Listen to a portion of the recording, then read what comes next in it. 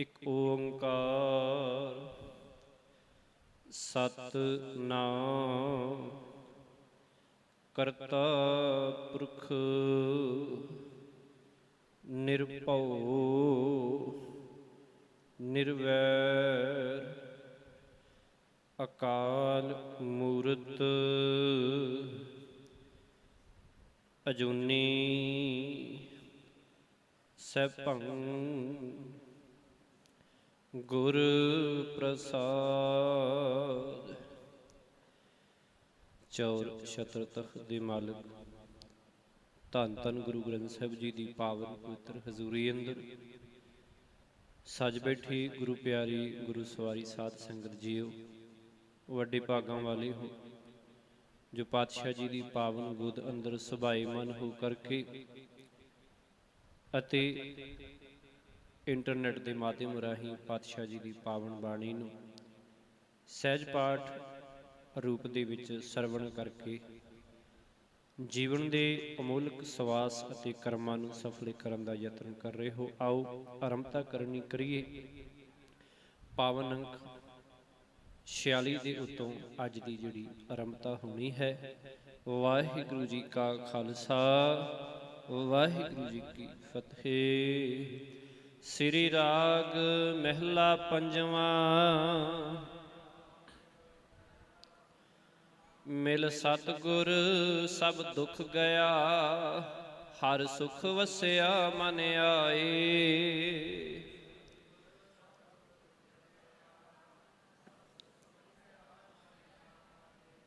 ਧੰਨ ਗੁਰੂ ਅਰਜਨ ਸਾਹਿਬ ਪਾਤਸ਼ਾਹ ਜੀ ਦਾ ਇਹ 11ਵਾਂ ਸ਼ਬਦ ਹੈ ਸ੍ਰੀ ਰਾਗ ਦੇ ਅੰਦਰ।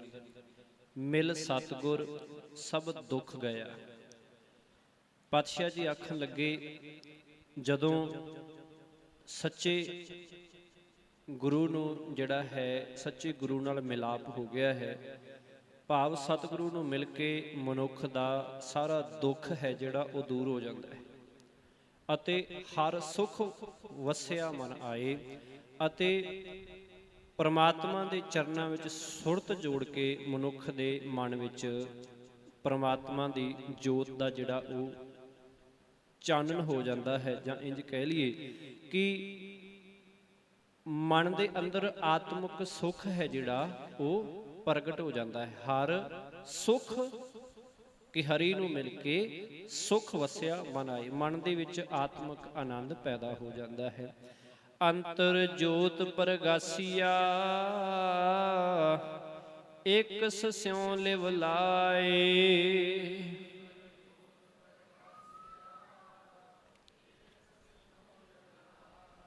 ਇੱਕ ਸਿਉ ਲਿਵ ਲਾਏ, ਉਸ ਇੱਕ ਮਾਲਕ ਦੇ ਨਾਲ, ਪਰਮਾਤਮਾ ਦੇ ਨਾਲ ਸੁਰਤ ਜੋੜਨ ਕਰਕੇ, ਲਿਵ ਲਾਉਣ ਕਰਕੇ ਅੰਤਰ ਜੋਤ ਪ੍ਰਗਾਸੀਆ, ਮਨੁੱਖ ਦੇ ਮਨ ਵਿੱਚ ਪਰਮਾਤਮਾ ਦੀ ਜੋਤ ਦਾ ਜਿਹੜਾ ਹੈ ਉਹ ਚਾਨਣ ਹੋ ਜਾਂਦਾ ਹੈ, ਭਾਵ ਪ੍ਰਕਾਸ਼ ਹੋ ਜਾਂਦਾ ਹੈ। ਮਿਲ ਸਾਧੂ ਮੁਖ ਉਜਲਾ, ਪੂਰਬ ਲਿਖਿਆ ਪਾਏ।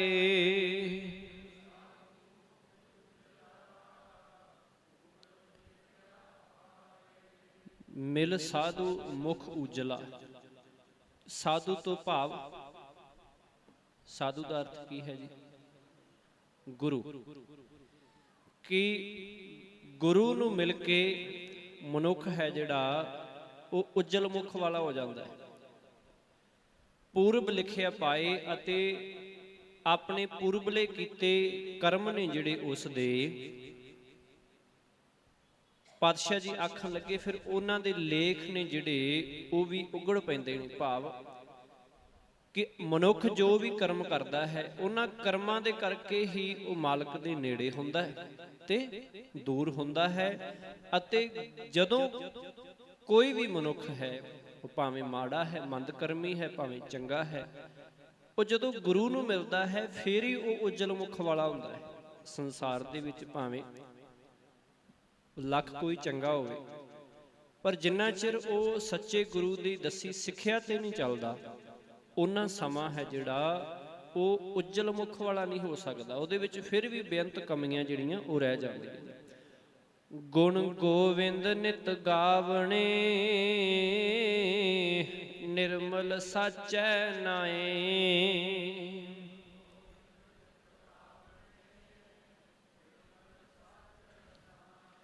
ਜਦੋਂ ਮਿਲ ਸਾਧੂ ਭਾਵ ਜਦੋਂ ਮਨੁੱਖ ਗੁਰੂ ਨੂੰ ਮਿਲਦਾ ਹੈ, ਮਿਲ ਪੈਂਦਾ ਹੈ, ਫਿਰ ਕੀ ਹੁੰਦਾ ਹੈ? ਗੁਣ ਗੋਬਿੰਦ ਨਿਤ ਗਾਵਣੇ। ਫਿਰ ਨਿਤ ਉਹ ਉਸ ਮਾਲਕ ਦੇ ਨਾਲ ਆਪਣੀ ਸੁਰਤ ਜੋੜੀ ਰੱਖਦਾ ਹੈ, ਭਾਵ ਉਹਦਾ ਚਿੱਤ ਜੁੜਿਆ ਰਹਿੰਦਾ ਹੈ, ਉਹ ਉਸੇ ਆਰ ਦੇ ਵਿੱਚ ਲੱਗਿਆ ਰਹਿੰਦਾ ਹੈ। ਨਿਰਮਲ ਸਾਚੈ ਨਾਏ, ਉਸ ਮਾਲਕ ਦੇ ਨਿਰਮਲ ਪਵਿੱਤਰ ਨਾਮ ਦੇ ਵਿੱਚ, ਸਦਾ ਥਿਰ ਨਾਮ ਦੇ ਵਿੱਚ ਆਪਣੀ ਸੁਰਤ ਜਿਹੜੀ ਹੈ ਉਹ ਜੋੜ ਕੇ ਰੱਖਦਾ ਹੈ, ਭਾਵ ਉਹਨੂੰ ਹੀ ਧਿਆਉਂਦਾ ਹੈ। ਮੇਰੇ ਮਨ ਗੁਰ ਸ਼ਬਦੀ ਸੁਖ ਹੋਏ।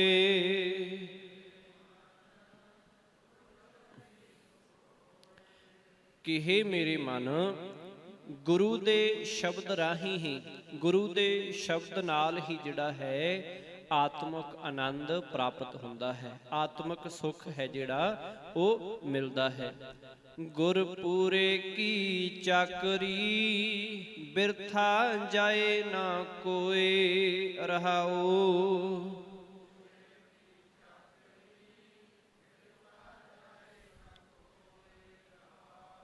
ਗੁਰਪੂਰੇ ਕੀ ਚਾਕਰੀ, ਚਾਕਰੀ ਦਾ ਕੀ ਭਾਵ ਹੈ ਜੀ, ਕੀ ਅਰਥ ਹੈ? ਸੇਵਾ। ਕਿ ਜਿਹੜਾ ਮਨੁੱਖ ਪੂਰੇ ਗੁਰੂ ਦੀ ਸੇਵਾ ਕਰਦਾ ਹੈ, ਸੇਵਾ ਕਰਨ ਤੋਂ ਭਾਵ ਕਿ ਪੂਰੇ ਗੁਰੂ ਦੇ ਹੁਕਮ ਵਿੱਚ ਚੱਲਦਾ ਹੈ, ਪੂਰੇ ਗੁਰੂ ਦੇ ਸ਼ਬਦ ਅਨੁਸਾਰ ਆਪਣਾ ਜੀਵਨ ਹੈ ਜਿਹੜਾ ਉਹ ਜਿਉਂਦਾ ਹੈ। ਪਾਤਸ਼ਾਹ ਜੀ ਆਖਣ ਲੱਗੇ ਬਿਰਥਾ ਜਾਏ ਨਾ ਕੋਈ। ਬਿਰਥਾ ਭਾਵ ਖਾਲੀ, ਕਿ ਫਿਰ ਖਾਲੀ ਨਹੀਂ ਜਾਂਦਾ, ਕਿ ਜਿਵੇਂ ਕੋਈ ਆਏ ਸ਼ਰਧਾ ਧਾਰ ਕੇ ਸਤਿਗੁਰੂ ਦੀ ਸ਼ਬਦ ਅਨੁਸਾਰ ਉਹ ਸੇਵਾ ਕਰੇ, ਉਹ ਫਿਰ ਕਦੇ ਬਿਰਥਾ ਨਹੀਂ ਜਾਂਦਾ, ਭਾਵ ਖਾਲੀ ਨਹੀਂ ਜਾਂਦਾ। ਉਹ ਹਮੇਸ਼ਾ ਹੀ ਉਹਦੀਆਂ ਭਾਵਨਾਵਾਂ ਨੇ ਉਹ ਫਿਰ ਮਾਲਕ ਆਪ ਤਰੁੱਠ ਕਰਕੇ ਉਹ ਪੂਰਨ ਕਰਦਾ ਹੈ, ਭਾਵ ਗੁਰੂ ਦੇ ਦਰ ਤੋਂ ਫਿਰ ਜਿਹੜਾ ਗੁਰੂ ਦੇ ਅਨੁਸਾਰੀ ਸੇਵਾ ਕਰਦਾ ਹੈ ਉਹ ਕਦੇ ਵੀ ਬਿਰਥਾ ਨਹੀਂ ਜਾਂਦਾ, ਕਦੇ ਵੀ ਖਾਲੀ ਨਹੀਂ ਜਾਂਦਾ ਹੈ। ਮਨ ਕੀਆਂ ਇੱਛਾ ਪੂਰੀਆਂ, ਪਾਇਆ ਨਾਮ ਨਿਧਾਨ।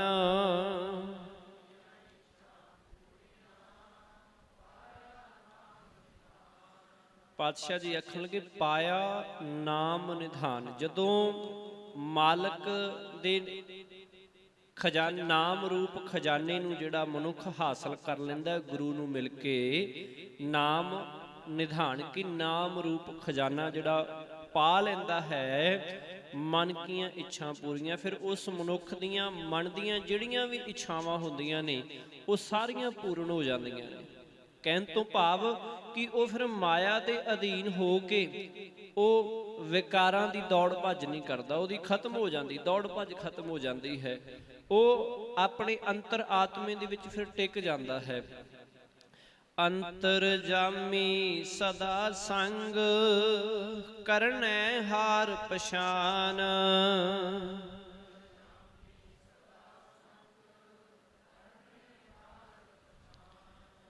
ਸਤਿਗੁਰੂ ਪਾਤਸ਼ਾਹ ਜੀ ਆਖਣ ਲੱਗੇ ਅੰਤਰਜਾਮੀ ਸਦਾ ਸੰਗ। ਫਿਰ ਜਿਹੜਾ ਨਾਮ ਰੂਪ ਖਜ਼ਾਨਾ ਪ੍ਰਾਪਤ ਕਰ ਲੈਂਦਾ ਹੈ, ਪਾਤਸ਼ਾਹ ਜੀ ਆਖਣ ਲੱਗੇ ਅੰਤਰਜਾਮੀ ਜਿਹੜਾ ਹਰ ਇੱਕ ਦੇ ਦਿਲ ਦੀ ਜਾਣਦਾ ਹੈ, ਸਦਾ ਸੰਗ।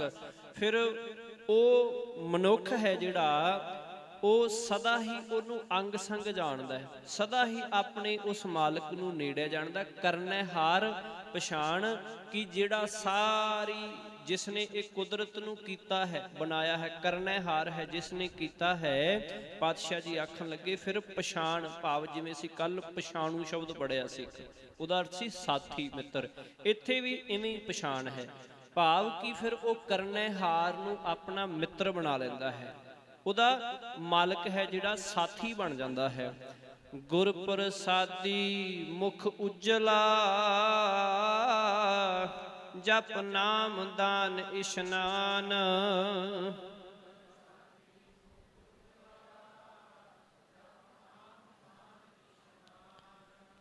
ਸਤਿਗੁਰੂ ਜੀ ਆਖਣ ਲੱਗੇ ਗੁਰ ਪ੍ਰਸਾਦੀ, ਗੁਰੂ ਦੀ ਕਿਰਪਾ ਨਾਲ ਮੁਖ ਉਜਲਾ। ਮਨੁੱਖ ਜਦੋਂ ਗੁਰੂ ਦੀ ਸੇਵਾ ਕਰਦਾ ਹੈ, ਗੁਰੂ ਦੇ ਦੱਸੇ ਅਨੁਸਾਰ ਜਪ ਨਾਮ, ਨਾਮ ਜਪਦਾ ਹੈ ਅਤੇ ਦਾਨ ਤੋਂ ਭਾਵ ਸੇਵਾ ਕਰਦਾ ਹੈ, ਦਾਨ ਦਾ ਕਰਨ ਦਾ ਭਾਵ ਹੁੰਦਾ ਹੈ ਸੇਵਾ ਕਰਨੀ, ਕਿ ਅਸੀਂ ਕਿਸੇ ਲੋੜਵੰਦ ਦੀ ਜਿਹੜੀ ਹੈ ਉਹਨੂੰ ਦਾਨ ਕੀਤਾ, ਭਾਵ ਸੇਵਾ ਕੀਤੀ, ਕਿ ਉਹਨੂੰ ਲੋੜ ਸੀ ਅਸੀਂ ਉਸ ਦੀ ਸਹਾਇਤਾ ਕੀਤੀ। ਅਸਲ ਸੇਵਾ ਇਹ ਹੈ। ਗੁਰੂ ਪਾਤਸ਼ਾਹ ਜੀ ਵੀ ਇਹੀ ਕਹਿੰਦੇ ਨੇ ਕਿ ਗਰੀਬ ਦਾ ਮੂੰਹ ਗੁਰੂ ਕੀ ਗੋਲਕ, ਕਿ ਕਿਸੇ ਲੋੜਵੰਦ ਦੀ ਜਿਹੜੀ ਹੈ, ਗਰੀਬ ਉਹ ਹੁੰਦਾ ਹੈ ਜਿਹੜਾ ਲੋੜਵੰਦ ਹੋਏ, ਉਹ ਕਿਸੇ ਵੀ ਵਸਤੂ ਲਈ ਲੋੜਵੰਦ ਹੋ ਸਕਦਾ ਹੈ। ਇਸ ਕਰਕੇ ਨਾਮ ਦਾਨ ਅਤੇ ਇਸ਼ਨਾਨ, ਸਤਿਗੁਰੂ ਪਾਤਸ਼ਾਹ ਜੀ ਆਖਣ ਲੱਗੇ ਇਸ਼ਨਾਨ ਤੋਂ ਭਾਵ ਆਪਣੇ ਅੰਤਰ, ਗੁਰੂ ਦੇ ਦੱਸੇ ਅਨੁਸਾਰ ਆਪਣੇ ਅੰਦਰ ਦਾ ਇਸ਼ਨਾਨ ਕਰੇ, ਭਾਵ ਅੰਦਰ ਦੀ ਮੈਲ, ਆਪਣਾ ਆਚਰਣ ਹੈ ਜਿਹੜਾ ਉਹ ਪਵਿੱਤਰ ਕਰੇ। ਉਹ ਫਿਰ ਉਸ ਦਾ ਜਿਹੜਾ ਹੈ ਮੁਖ ਉਜਲਾ, ਫਿਰ ਉਹਦਾ ਮੁਖ ਹੈ ਜਿਹੜਾ ਉਹ ਉਜਲ ਹੋ ਜਾਂਦਾ ਹੈ, ਉਹ ਉੱਚੇ ਆਚਰਣ ਵਾਲਾ ਤੇ ਇੱਕ ਪੂਰਨ ਗੁਰਸਿੱਖ ਗੁਰਮੁਖ ਦੇ ਰੂਪ ਵਿੱਚ ਜਿਹੜਾ ਹੈ ਪ੍ਰਗਟ ਹੁੰਦਾ ਹੈ। ਕਾਮ ਕ੍ਰੋਧ ਲੋਭ ਬਿਨਸਿਆ,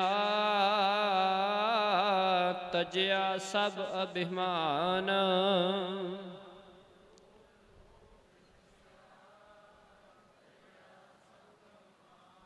ਹੁਣ ਪਾਤਸ਼ਾਹ ਜੀ ਆਖਦੇ ਕਿ ਫਿਰ ਉਹ ਵਿਕਾਰਾਂ ਤੋਂ ਰਹਿਤ ਹੋ ਜਾਂਦਾ ਹੈ, ਕਾਮ ਨੂੰ ਵੀ ਛੱਡ ਦਿੰਦਾ ਹੈ, ਕ੍ਰੋਧ ਵੀ ਨਾਸ ਹੋ ਜਾਂਦਾ ਹੈ, ਲੋਭ ਵੀ ਉਹਦੇ ਅੰਦਰੋਂ ਬਿਨਸਿਆ ਮੁੱਕ ਜਾਂਦਾ ਹੈ, ਅਤੇ ਤਜਿਆ ਸਭ ਅਭਿਮਾਨ। ਉਹ ਫਿਰ ਮਨੁੱਖ ਆਪਣੇ ਆਪ ਹੀ ਗੁਰੂ ਦੀ ਕਿਰਪਾ ਦੇ ਨਾਲ ਸਾਰਾ ਅਭਿਮਾਨ ਹੈ, ਹੰਕਾਰ ਹੈ, ਉਹਨੂੰ ਤਿਆਗ ਦਿੰਦਾ ਹੈ, ਛੱਡ ਦਿੰਦਾ ਹੈ। ਪਾਇਆ ਲਾਹਾ ਲਾਭ ਨਾਮ, ਪੂਰਨ ਹੋਏ ਕਾਮ।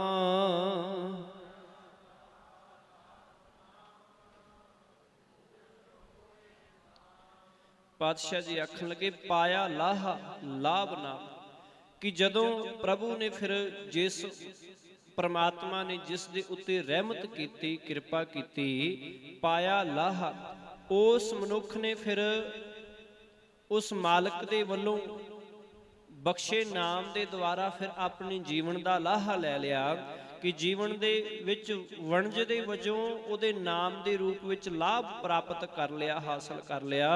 ਫਿਰ ਆਖਣ ਲੱਗੇ ਪੂਰਨ ਹੋਏ ਕਾਮ, ਉਹਦੇ ਫਿਰ ਸਾਰੇ ਕਾਰਜ ਨੇ, ਕੰਮ ਨੇ ਜਿਹੜੇ ਉਹ ਸਫਲੇ ਹੋ ਗਏ, ਭਾਵ ਕਿ ਤ੍ਰਿਸ਼ਨਾ ਅਧੀਨ ਹੋ ਕੇ ਉਹਦੀ ਦੌੜ ਭੱਜ ਹੈ ਜਿਹੜੀ ਉਹ ਖਤਮ ਹੋ ਜਾਂਦੀ, ਉਹ ਟਿਕ ਜਾਂਦਾ। ਫਿਰ ਉਹ ਕਦੇ ਫਿਰ ਦੁਨਿਆਵੀ ਕਿੱਤੇ ਹੈ ਜਿਹੜੇ ਉਹਨਾਂ ਦੀ ਚਿੰਤਾ ਨਹੀਂ ਕਰਦਾ, ਉਹਦੀ ਟੈਨਸ਼ਨ ਦੇ ਵਿੱਚ ਨਹੀਂ ਰਹਿੰਦਾ, ਫਿਰ ਉਹ ਟਿਕ ਜਾਂਦਾ ਹੈ, ਉਹ ਟਿਕਾ ਦੇ ਵਿੱਚ ਆ ਜਾਂਦਾ ਹੈ, ਤੇ ਉਹਦੇ ਜਿਹੜੇ ਕਾਰਜ ਨੇ ਉਹ ਮਾਲਕ ਆਪ ਹੀ ਜਿਹੜਾ ਹੈ ਉਹ ਸੰਪੂਰਨ ਕਰਦਾ ਹੈ। ਪੂਰਨ ਹੋਏ ਕਾਮ, ਕਰ ਕਿਰਪਾ ਪ੍ਰਭ ਮਿਲਿਆ, ਦਿਆ ਆਪਣਾ ਨਾਮ।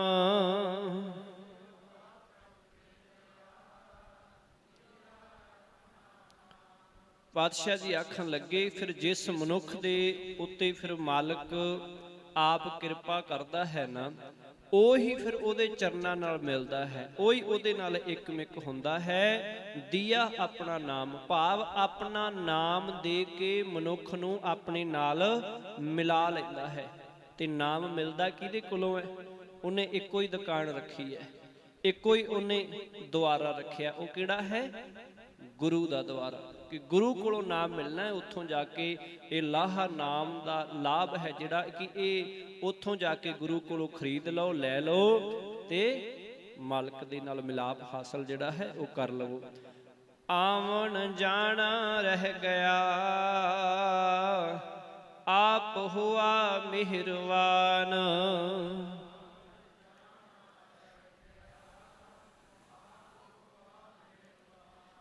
ਕਿ ਜਦੋਂ ਫਿਰ ਆਪ ਮਾਲਕ ਮਿਹਰਬਾਨ ਹੋ ਜਾਂਦਾ ਹੈ, ਆਪ ਫਿਰ ਮਿਹਰ ਕਰਦਾ ਹੈ, ਬਖਸ਼ਿਸ਼ ਕਰਦਾ, ਦਇਆ ਕਰਦਾ ਹੈ। ਆਵਣ ਜਾਣਾ ਰਹਿ ਗਿਆ, ਭਾਵ ਆਵਣ ਜਾਣਾ ਜਨਮ ਮਰਨ ਫਿਰ ਰਹਿ ਜਾਂਦਾ ਹੈ, ਮੁੱਕ ਜਾਂਦਾ ਹੈ, ਉਹ ਇਹ ਖਤਮ ਹੋ ਜਾਂਦਾ ਹੈ। ਸੱਚ ਮਹਿਲ ਕਰ ਪਾਇਆ, ਗੁਰ ਕਾ ਸ਼ਬਦ ਪਛਾਨ।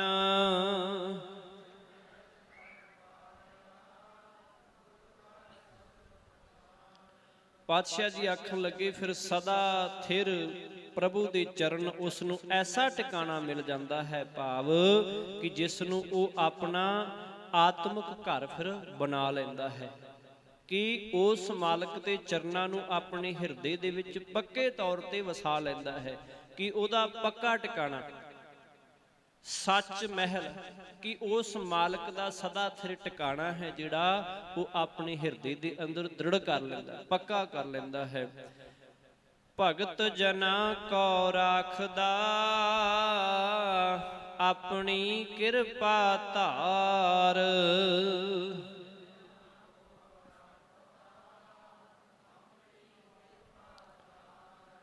पातशाह जी एक गल वार वार समझा रहे हैं, इत्थे भी हुण पिछली पंक्ति अंदर बख्शिया है, गुर का शब्द पछाण कि गुरु दे शब्द नाल सांझ पा, गुरु दे शब्द नूं अपना जिहड़ा है वो साथी बना।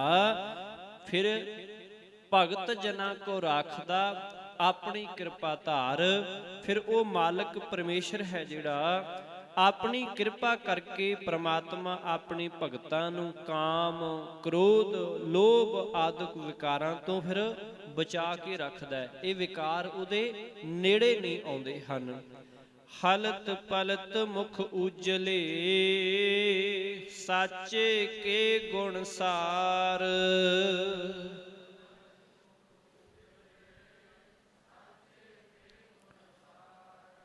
इत्थे हुण सार शब्द वरतिया, सस्से नूं कन्ना, रारे नूं सियारी।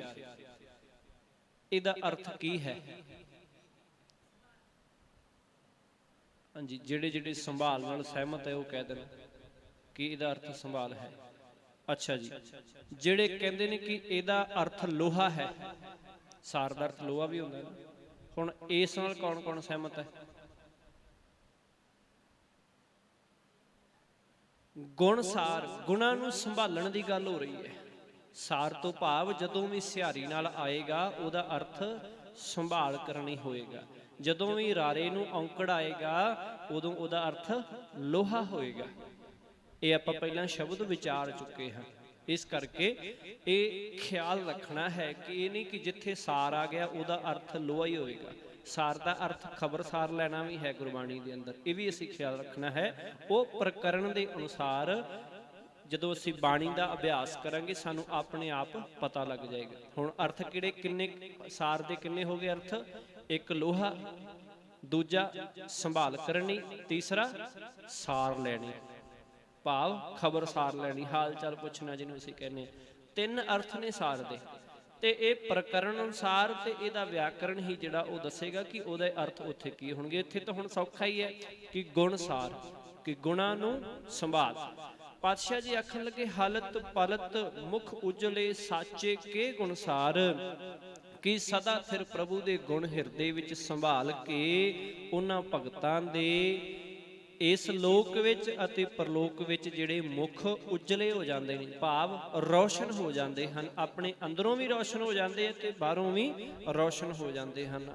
आठ पहर गुण सार दे रते रंग अपार।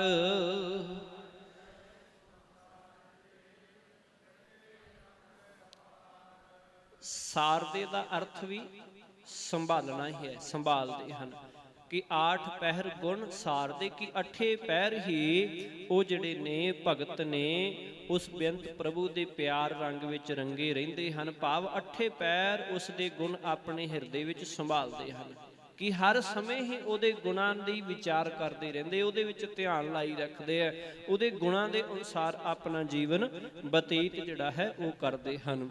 पार ब्रह्म सुख सागरो नानक सद बलिहारा।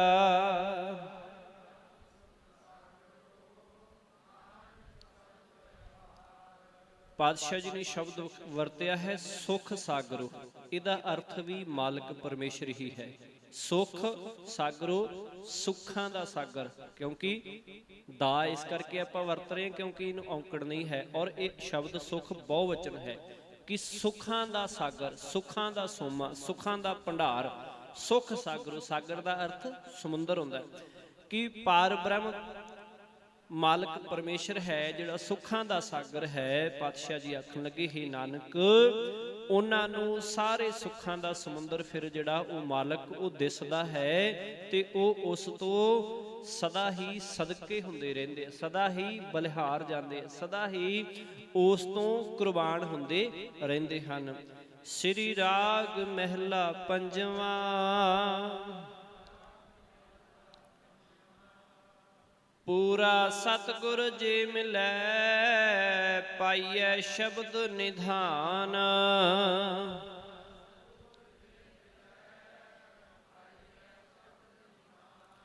ਪਾਤਸ਼ਾਹ ਜੀ ਆਖਣ ਲੱਗੇ ਪੂਰਾ ਸਤਿਗੁਰ ਜੇ ਮਿਲੈ, ਜੇ ਪੂਰਾ ਸਤਿਗੁਰੂ ਮਿਲ ਜਾਏ, ਮਿਲ ਪਵੇ, ਪਾਈਐ ਸ਼ਬਦ ਨਿਧਾਨ, ਤਾਂ ਉਸ ਕੋਲੋਂ ਮਾਲਕ ਦੀ ਸਿਫਤ ਸਲਾਹ ਦਾ ਖਜ਼ਾਨਾ ਹੈ, ਸ਼ਬਦ ਹੈ, ਉਹ ਪ੍ਰਾਪਤ ਹੁੰਦਾ ਹੈ। ਭਾਵ ਗੁਰੂ ਦੇ ਕੋਲੋਂ ਹੀ ਉਸ ਦੇ ਨਾਮ ਦੇ ਖਜ਼ਾਨੇ ਦੀ ਸਿਫਤ ਸਲਾਹ ਦੀ ਦਾਤ ਪ੍ਰਾਪਤ ਹੁੰਦੀ ਹੈ।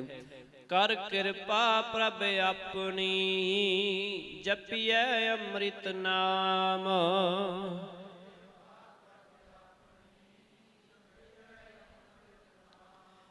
ਕਿ ਹੇ ਪ੍ਰਭੂ ਆਪਣੀ ਮਿਹਰ ਕਰ, ਆਪਣੀ ਕਿਰਪਾ ਕਰ ਤੇ ਮੈਨੂੰ ਸੱਚੇ ਸਤਿਗੁਰੂ ਦੇ ਨਾਲ ਮਿਲਾ ਦੇ। ਹੁਣ ਪਾਤਸ਼ਾਹ ਗੁਰੂ ਅਰਜਨ ਸਾਹਿਬ ਜੀ ਇਸ ਸ਼ਬਦ ਦੇ ਅੰਦਰ ਜਿਹੜਾ ਹੈ ਬੇਨਤੀ ਸਰੂਪ ਹੈ ਜਿਹੜਾ ਉਹ ਵਿਚਾਰ ਬਖਸ਼ ਰਹੇ ਨੇ ਕਿ ਮਾਲਕ ਜੀ ਮੇਰੀ ਤੁਹਾਡੇ ਚਰਨਾਂ 'ਚ ਆ ਬੇਨਤੀ ਹੈ, ਮੈਨੂੰ ਇਸ ਤਰ੍ਹਾਂ ਕਰ ਦਿਓ, ਇਸ ਤਰ੍ਹਾਂ ਕਰ ਦਿਓ। ਇਸ ਪ੍ਰਕਾਰ ਕਿ ਆਪਣੀ ਇਹ ਮਾਲਕ ਜੀ ਆਪਣੀ ਮਿਹਰ ਕਰੋ, ਮੈਨੂੰ ਪੂਰੇ ਗੁਰੂ ਨਾਲ ਮਿਲਾਓ ਕਿ ਮੈਨੂੰ ਪੂਰਾ ਗੁਰੂ ਜਿਹੜਾ ਉਹ ਮਿਲ ਪਵੇ, ਤਾਂ ਕਿ ਆਤਮਿਕ ਜੀਵਨ ਦੇਣ ਵਾਲਾ ਤੇਰਾ ਨਾਮ ਅਸੀਂ ਧਿਆ ਸਕੀਏ, ਜਪ ਸਕੀਏ, ਸਿਮਰ ਸਕੀਏ। ਜਪੀਏ ਅੰਮ੍ਰਿਤ ਨਾਮ, ਜਪੀਏ ਤੋਂ ਭਾਵ ਹੈ ਕਰ ਸਕੀਏ, ਭਾਵ ਅਜੇ ਹੋਇਆ ਨਹੀਂ ਹੈ। ਆਪਾਂ ਪਹਿਲਾਂ ਵੀ ਵਿਚਾਰ ਸਾਂਝੀ ਕੀਤੀ ਹੈ, ਜਦੋਂ ਜਪੀਏ, ਧਿਆਈਏ, ਪਾਈਐ, ਮਿਲੀਐ, ਦੋ ਦਲਾਵਾਂ ਆਉਣ ਪਿਛਲੇ ਪਾਸੇ, ਉਹਦਾ ਅਰਥ ਹੈ ਕਿ ਜੇ ਹੋ ਜਾਏ, ਜੇ ਮਿਲ ਜਾਏ, ਕਿ ਜੇ ਇਦਾਂ ਤੁਸੀਂ ਕਰਦੇ ਹੋ ਤੇ ਮੇਰਾ ਆਹ ਕੰਮ ਸੰਵਰ ਸਕਦਾ। ਬੇਨਤੀ ਰੂਪ ਦੇ ਵਿੱਚ ਜਨਮ ਮਰਨ ਦੁੱਖ ਕਾਟੀਐ ਲਾਗੈ ਸਹਿਜ ਧਿਆਨ।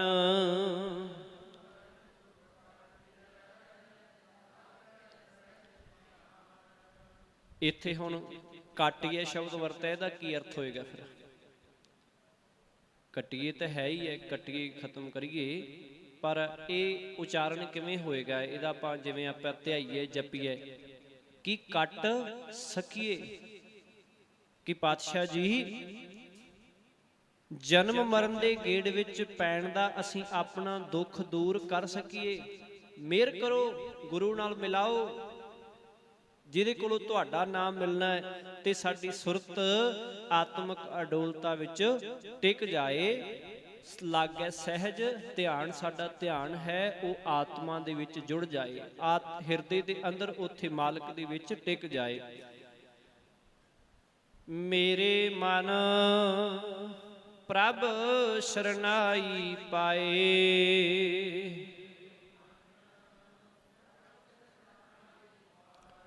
ਕਿ ਹੇ ਮੇਰੇ ਮਨ ਪ੍ਰਭੂ ਦੀ ਸ਼ਰਨ ਪਾਓ, ਪ੍ਰਭੂ ਦੀ ਸ਼ਰਨ ਦੇ ਵਿੱਚ ਜਾ ਕੇ ਪੈਣਾ ਕਰ। ਹਰ ਬਿਨ ਦੂਜਾ ਕੋ ਨਹੀਂ, ਏਕੋ ਨਾਮ ਧਿਆਏ ਰਹਾਉ।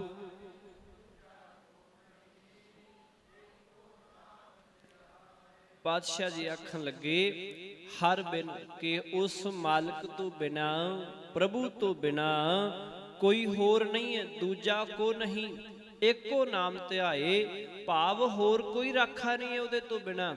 ਇਸ ਕਰਕੇ ਹੀ ਮੇਰੇ ਮਨ ਉਹਦਾ ਨਾਮ ਹੀ ਧਿਆ, ਉਹਦੀ ਰਜ਼ਾ ਦੇ ਵਿੱਚ ਹੀ ਤੁਰ, ਉਹਦੇ ਹੁਕਮ ਦੇ ਵਿੱਚ ਹੀ ਰਹਿ। ਉਹਦੇ ਤੋਂ ਬਿਨਾ ਤੇਰੇ ਕਿਸੇ ਨੇ ਸਹਾਈ ਨਹੀਂ ਹੋਣਾ, ਤੇਰਾ ਰਾਖਾ ਕਿਸੇ ਨੇ ਨਹੀਂ ਬਣਨਾ ਹੈ। ਕੀਮਤ ਕਹਿਨ ਨਾ ਜਾਈਐ ਸਾਗਰ ਗੁਣੀ ਅਥਾ,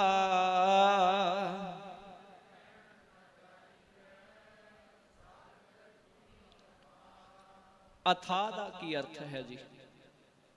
ਬੇਅੰਤ, ਡੂੰਘਾ, ਜਿਹਨੂੰ ਕਹਿੰਦੇ ਬੜਾ, ਉਹਦੀ ਥਾਹ ਨਹੀਂ ਪਾਈ ਜਾ ਸਕਦੀ, ਭਾਵ ਬਹੁਤ ਡੂੰਘਾ, ਬਹੁਤ ਬੇਅੰਤ। ਪਾਤਸ਼ਾਹ ਜੀ ਆਖ ਰਹੇ ਹਨ, ਕੀਮਤ ਕਹਿਣ ਨਾ ਜਾਈਏ, ਕਿ ਉਹਦੇ ਗੁਣਾਂ ਦੀ ਕੀਮਤ ਨਹੀਂ ਕਹੀ ਜਾ ਸਕਦੀ। ਭਾਵ ਉਹਦੇ ਗੁਣਾਂ ਦਾ ਅੰਤ ਨਹੀਂ ਪਾਇਆ ਜਾ ਸਕਦਾ, ਉਹਦੇ ਗੁਣਾਂ ਬਾਰੇ ਬਿਆਨ ਨਹੀਂ ਕੀਤਾ ਜਾ ਸਕਦਾ। ਸਾਗਰ ਗੁਣੀ ਅਥਾ, ਭਾਵ ਉਹ ਗੁਣਾਂ ਦਾ ਐਸਾ ਸਮੁੰਦਰ ਹੈ ਜਿਸ ਦਾ ਕੋਈ ਅੰਤ ਨਹੀਂ ਪਾ ਸਕਦਾ, ਜਿਹੜਾ ਬੜਾ ਅਥਾਹ ਹੈ। ਅਥਾਹ ਤੋਂ ਭਾਵ ਹੈ ਜਿਹਦਾ ਕੋਈ ਥਾਂ ਹੀ ਨਾ ਹੋਵੇ। ਜਿਵੇਂ ਅਸੀਂ ਕਹਦੇ ਹਾਂ ਕਿ ਉਹਦਾ ਕੋਈ ਥੌ ਪਤਾ, ਭਾਵ ਕਿ ਕਿਸੇ ਤੱਕ ਪਹੁੰਚ ਹੋ ਜਾਣੀ। ਜਦੋਂ ਕਰਕੇ ਅਥਾਹ ਭਾਵ ਕੋਈ ਬੰਨਾ ਹੀ ਨਹੀਂ ਹੈ, ਉਹਦੀ ਕੋਈ ਡੂੰਘਾਈ ਦਾ ਅੰਤ ਹੀ ਨਹੀਂ ਹੈ। ਇਹ ਬਹੁਤ ਗੁਣਾਂ ਦਾ ਮਾਲਕ ਹੈ, ਬੇਅੰਤ ਗੁਣਾਂ ਦਾ ਜਿਹੜਾ ਹੈ ਉਹ ਮਾਲਕ ਹੈ। ਵੱਡ ਭਾਗੀ ਮਿਲ ਸੰਗਤੀ, ਸੱਚਾ ਸ਼ਬਦ ਵਿਸਾਰ।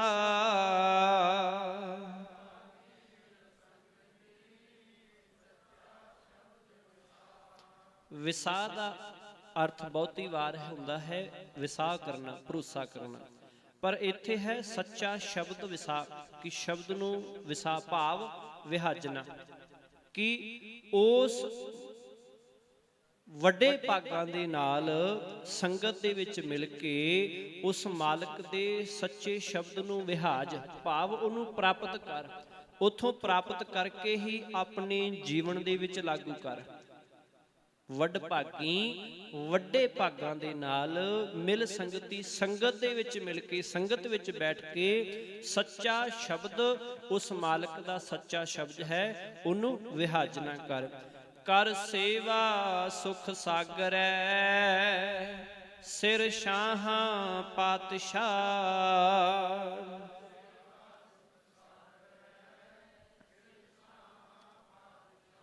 ਸਤਿਗੁਰੂ ਪਾਤਸ਼ਾਹ ਜੀ ਆਖਣ ਲੱਗੇ ਕਿ ਸਾਧ ਸੰਗਤ ਵਿੱਚੋਂ ਫਿਰ ਇਹ ਜਾਚ ਸਿੱਖ ਕੇ ਨਾ ਸ਼ਬਦ ਦੀ ਪ੍ਰਾਪਤੀ ਕਰਕੇ ਤੇ ਸੁੱਖਾਂ ਦੇ ਸਮੁੰਦਰ ਪ੍ਰਭੂ ਦੀ ਸੇਵਾ ਭਗਤੀ ਕਰ, ਕਿ ਜੋ ਸ਼ਬਦ ਤੂੰ ਉਸ ਮਾਲਕ ਦਾ ਸੰਗਤ ਦੇ ਵਿੱਚੋਂ ਪ੍ਰਾਪਤ ਕੀਤਾ ਹੈ, ਹੁਣ ਉਹਦੇ ਉੱਤੇ ਪਹਿਰਾ ਦੇ, ਉਹਦੇ ਅਨੁਸਾਰ ਆਪਣਾ ਜੀਵਨ ਬਿਤਾਉਣਾ ਕਰ, ਅਤੇ ਉਹ ਪ੍ਰਭੂ ਦੁਨੀਆ ਦੇ ਸ਼ਾਹਾਂ ਦੇ ਸਿਰ ਉੱਤੇ ਵੀ ਪਾਤਸ਼ਾਹ ਹੈ। ਭਾਵ ਜਿਹੜੇ ਸ਼ਾਹ ਨੇ ਉਹ ਇਸ ਸੰਸਾਰ ਦੇ, ਉਹ ਉਹਨਾਂ ਦੇ ਵੀ ਉੱਪਰ ਹੈ। ਮਤਾਂ ਕਿਤੇ ਇੱਥੇ ਇਹਨਾਂ ਦੇ ਥੱਲੇ ਲੱਗਿਆ ਫਿਰ ਇਹਨਾਂ ਨੇ ਕੁਛ ਨਹੀਂ ਦੇਣਾ, ਇਹਨਾਂ ਨੇ ਸਹਾਈ ਨਹੀਂ ਹੋਣਾ। ਜਿਹੜਾ ਇਹਨਾਂ ਦੇ ਵੀ ਉੱਪਰ ਹੈ, ਉਹਨਾਂ ਉਸ ਮਾਲਕ ਨੂੰ ਜਿਹੜਾ ਹੈ ਆਪਣਾ ਪਾਤਸ਼ਾਹ ਹੈ ਜਿਹੜਾ ਸਮਝ ਕਰਕੇ ਆਪਣਾ ਰਾਖਾ ਜਿਹੜਾ ਹੈ ਉਹ ਬਣਾਉਣਾ ਕਰ। ਚਰਨ ਕਮਲ ਕਾ ਆਸਰਾ, ਦੂਜਾ ਨਾਹੀ ਠਾਓ।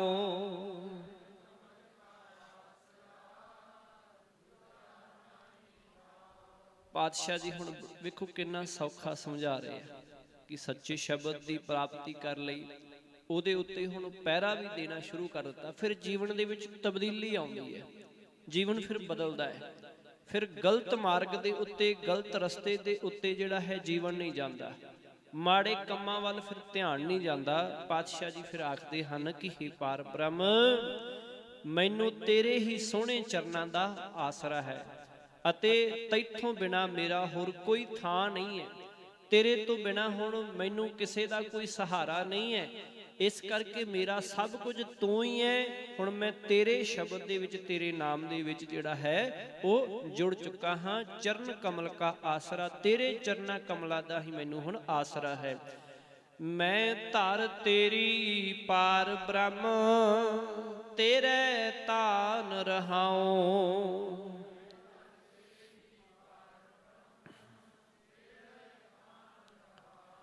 ਰਹਾਉ, ਇਹਨੂੰ ਰਹਾਉ ਨਹੀਂ ਉਚਾਰਨ ਕਰਾਂਗਾ। ਰਹਾਉ ਦਾ ਅਰਥ ਹੁੰਦਾ ਹੈ ਠਹਿਰਾਓ।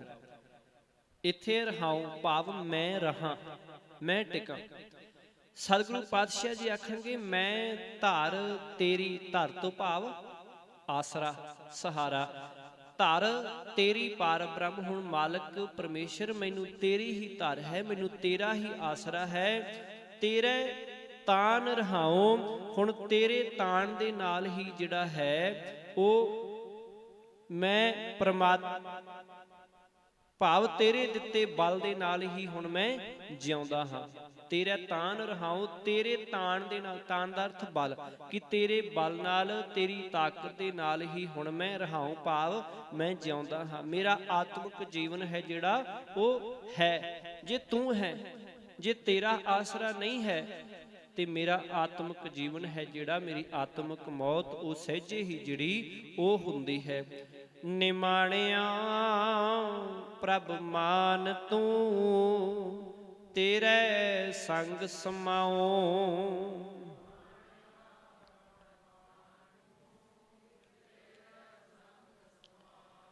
ਪਾਤਸ਼ਾਹ ਜੀ ਸਮਝਾਉਣਾ ਕਰ ਰਹੇ ਹਨ ਕਿ ਹੇ ਨਿਮਾਣਿਆਂ ਦੇ ਮਾਣ, ਕਿ ਜਿਨ੍ਹਾਂ ਦਾ ਜਗਤ ਦੇ ਵਿੱਚ ਕੋਈ ਨਹੀਂ ਹੈ, ਨਿਮਾਣੇ ਭਾਵ ਜਿਨ੍ਹਾਂ ਦੇ ਕੋਲ ਕੋਈ ਤਾਣ ਨਹੀਂ ਹੈ, ਕਿ ਜਿਨ੍ਹਾਂ ਦੇ ਕੋਲ ਕੋਈ ਮਾਣ ਨਹੀਂ ਹੈ, ਕਿ ਜਿਨ੍ਹਾਂ ਦਾ ਸਮਾਜ ਦੇ ਵਿੱਚ ਜਾਂ ਦੁਨੀਆ ਦੇ ਵਿੱਚ ਕੋਈ ਨਹੀਂ ਹੈ, ਜਿਨ੍ਹਾਂ ਨੂੰ ਕੋਈ ਆਦਰ ਮਾਣ ਸਤਿਕਾਰ ਨਹੀਂ ਦਿੰਦਾ, ਜਿਹੜੇ ਨਿਮਾਣੇ ਨੇ, ਮਾਣ ਤੋਂ ਰਹਿਤ ਨੇ, ਤੂੰ ਉਹਨਾਂ ਦਾ ਵੀ ਮਾਣ ਹੈ, ਭਾਵ ਤੂੰ ਉਹਨਾਂ ਦਾ ਵੀ ਆਸਰਾ ਹੈ।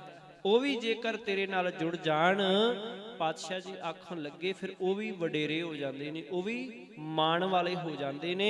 ਤੇ ਮਿਹਰ ਕਰ, ਮੈਂ ਤੇਰੇ ਚਰਨਾਂ ਦੇ ਵਿੱਚ ਲੀਨ ਰਹਾਂ, ਸਮਾਇਆ ਰਹਾਂ। ਸਮਾਉ ਭਾਵ ਮੈਂ ਤੇਰੇ ਚਰਨਾਂ ਦੇ ਵਿੱਚ ਲੀਨ ਹੀ ਰਵਾਂ, ਜੁੜਿਆ ਰਹਾਂ। ਹਰ ਜਪੀਐ ਆਰਾਧੀਐ, ਆਠ ਪਹਿਰ ਗੋਵਿੰਦ।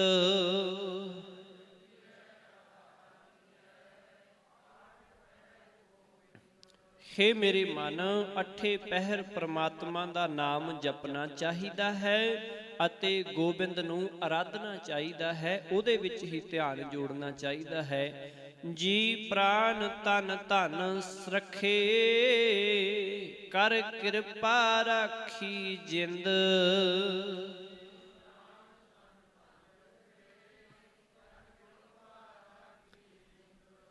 ਫਿਰ ਉਹ ਮਾਲਕ ਪਰਮੇਸ਼ਰ ਸ਼ਰਨ ਆਏ ਜੀਵਾਂ ਦੇ ਪ੍ਰਾਣਾਂ ਨੂੰ ਵਿਕਾਰਾਂ ਤੋਂ ਬਚਾਉਂਦਾ ਹੈ। ਰਾਖੀ ਜਿੰਦ ਅਤੇ ਗਿਆਨ ਇੰਦਰੀਆਂ ਨੂੰ ਵੀ ਵਿਕਾਰਾਂ ਤੋਂ ਬਚਾਉਂਦਾ ਹੈ। ਭਾਵ ਸਾਡਾ ਸਰੀਰ ਹੈ ਜਿਹੜਾ, ਗਿਆਨ ਇੰਦਰੀ ਨੇ ਜਿਹੜੀ ਗਿਆਨ ਇਕੱਠਾ ਕਰਦੇ ਨੇ, ਇਹਨਾਂ ਨੂੰ ਵੀ ਬਚਾਉਂਦਾ ਹੈ। ਅਤੇ ਉਹ ਨਾਮ ਧਨ ਦੀ ਵੀ ਰਾਖੀ ਹੈ ਜਿਹੜੀ ਕਰਦਾ ਹੈ। ਅਤੇ ਸ਼ਰਨ ਆਏ ਜੀਵ ਨੂੰ ਮਿਹਰ ਕਰਕੇ ਵਿਕਾਰਾਂ ਤੋਂ ਵੀ ਬਚਾਉਂਦਾ ਹੈ। ਕਰ ਕਿਰਪਾ ਰਾਖੀ ਜਿੰਦ ਅਤੇ ਜੀ ਪ੍ਰਾਣ ਤਨ ਧਨ ਰੱਖੇ, ਕਿ ਸਾਰਿਆਂ ਦੀ ਰਾਖੀ ਫਿਰ ਉਹ ਮਾਲਕ ਆਪ ਹੀ ਕਰਦਾ ਹੈ ਜਦੋਂ ਅਸੀਂ ਉਹਦੇ ਹੋ ਜਾਂਦੇ ਹਾਂ। ਨਾਨਕ ਸਗਲੇ ਦੁਖ ਉਤਾਰਿਆਨ, ਪ੍ਰਭ ਪਾਰ ਬ੍ਰਹਮ ਬਖਸ਼ਿੰਦ।